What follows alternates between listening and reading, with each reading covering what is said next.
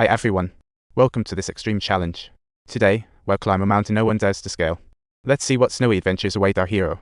Their downhill route felt like a roller coaster, and the snow was like a hidden trap. The wind hit Sepp's eyes like a cold slap, leaving him to navigate purely by instinct. And imat et letter 3ca a circumflex key times a tilde and tilde letter 2bd sur le clatter 4ab side a car plus or minus a circumflex small cap 10 dar r3 not and 10 dar retroflex a quarter w o grav imat your key the grov key letter 3ca acute imat sur le clatter 4bb et sur le clatter 4e3 I circumflex g still copyright. Seeing the team about to fall, Sepp jumped off the snow bridge to break with his axe, but inertia flipped him. During the thrilling slide, Sepp managed to plant his axe into a rock, finally coming to a halt. Looking down at the abyss, he realized the danger was far from over. "Turn back, quick," he yelled, and Togo cautiously shifted backward, starting to climb with all his might. However, the other pups were petrified, huddling together. No matter how Togo strained, he couldn't budge the whole team. As Togo's strength gradually waned, he pushed through the pain, spurred on by Sepp's motivational shouts to keep pulling upward. His little paws began to bleed, but thankfully, the other pups began to calm down and started to climb upwards. At long last, with Togo's relentless efforts, they managed to pull the snow bridge back up. With everyone working together, they averted disaster. Togo comforted Sepp. Looking at Togo's injured paw, Sepp understood that despite the pain, he never gave up. By nightfall, they reached a nearby rest stop where an Indian woman treated Togo's wounds with care. The next morning, with the sun barely rising, Sepp was ready to hit the road and make up for lost time. Sepp chose to take a shortcut through Norton Sound, a place that was visible but seemingly unreachable. Although the ice was thick the moment the pups dashed across, the ice cracked loudly and the snow bridge zoomed ahead. In an instant, the ice shattered, with seawater surging out, and the pups started to panic. Togo in front was also getting flustered, turning back to look at Sepp, who was cheering the pups to hustle. "Run faster, troops, run," he yelled as the ice continued to crack beneath them. With Sepp's motivation, the pups felt emboldened and charged ahead. This bold move quickly made headlines. It caused a sensation across the state, and everyone worried about whether the snow bridge could return safely. Under public pressure, the mayor urgently dispatched a snow bridge team to provide assistance. Sepp was completely unaware. After a brief stop for rest, they were back on their way. The relay team happened to hit a bend, causing the pups to change direction in an instant.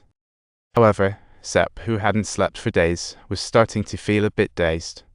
The relay team spotted his snow bridge and shouted desperately, yet Sepp couldn't hear a thing. Just as they were about to give up, suddenly Togo appeared, having heard the cries. Finally, they successfully handed over the serum, but the continuous days of trekking left 12-year-old Togo utterly exhausted. Almost running out of all energy, the relay must still go on. Subtitles. Sepp made up his mind that even if the serum was delivered ahead of time, it could also give the kids an extra glimmer of hope for survival.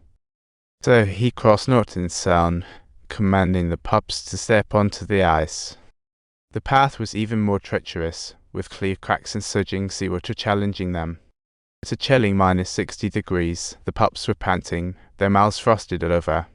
But they couldn't stop. They had to brave the deadly path ahead. Sepp halted as the ice cracked ahead, losing their sense of direction. To make matters worse, the compass malfunctioned, leaving Sepp to let Togo choose the path forward. Suddenly, an enormous ice floe shattered into pieces, and a tumultuous surge of waves came crashing in violently. Sepp shouted and charged forward, and finally, the shore appeared. Yet the ice floe was still 10 meters from the shore, an unbridgeable chasm for the pups. If they lingered here, certain death awaited. Sepp quickly hammered the spike into the ice, tethered Togo, and tossed him to the other side. He then prepared for Togo to leverage his strength to pull the floe, and Togo immediately charged with all his might. The other puppers were barking to cheer him on, inching gradually closer to the shore. Sepp seized the moment and shouted, and all the pups sprinted to the shore. Togo saved them once again. They arrived at the rest stop to recover, but Togo looked even weaker than before. Tears of compassion filled the Indian woman's eyes, for they had endured far too much. Sepp felt the ache too, but he knew they had to set out again tomorrow because time waits for no one. Yesterday, the ice-covered sea had transformed into a vast ocean, and no one could believe it. Sepp held on to Togo as they rested in the snow bridge, but Togo jumped down and ran to the front. Sepp helplessly pulled him back, but Togo insisted on standing in his spot, determined to fight until the end. If you enjoy these thrilling adventures, don't forget to subscribe to our channel for more exciting content waiting for you.